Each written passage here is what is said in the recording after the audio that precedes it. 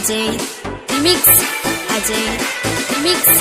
अजय कुछ कहीं खालबा म्यूजिक डायरेक्टर कुछ कहीं खालबा Sarwan Arya Hariom recording studio by Dharmendra Singhania. चढ़ल जवानी तुहार करत बावाल बा करत बावाल बा करत बावाल बा चढ़ल जवानी तुहार करत बावाल बा लड़का से न देखे बूढ़ा ओ बेहाल बा हाई हिल सैंडल में नागिन जैसा चाल बा अरे कौशल बदन तोहार उच्च कहीं खालबा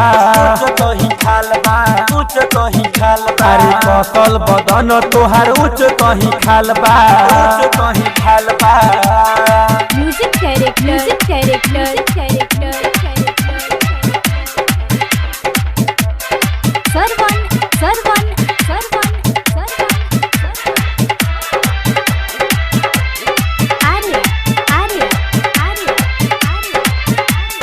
सुना झरेली हो तू सटह चुम्मा हम ले ली हो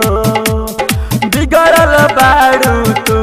ई कहे तोहरो सहेली हो तोहरो सहेली हो सुना झरेली हो तू सटह चुम्मा हम ले ली हो बिगड़ल बारू तू ई कहे तोहरो सहेली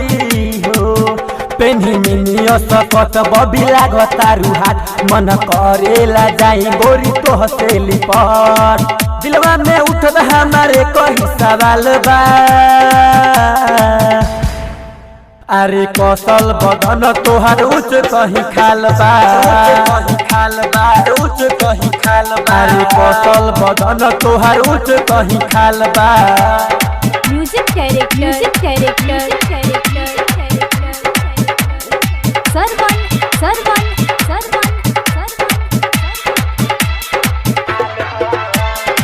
Arya Hariom recording studio by Dharmendra Singhania. महल अपाची हो तू बारू महल अपाची हो कह सलैका तो कबूतर कबहू न बाची हो कबहू न बाची हो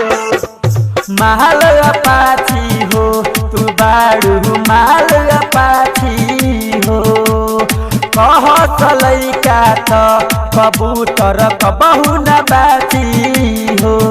बाबे कमतिन उमर तनी रख ध्यान तोसे कहे पर दीप इहो ले ला तू ज्ञान राइटर भास्कर कहे गजब के मालबा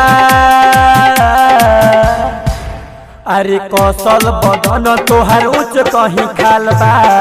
कहीं खालबा उच्च कहीं खालबा अरे कौशल बदन तोहार उच्च कहीं खालबा।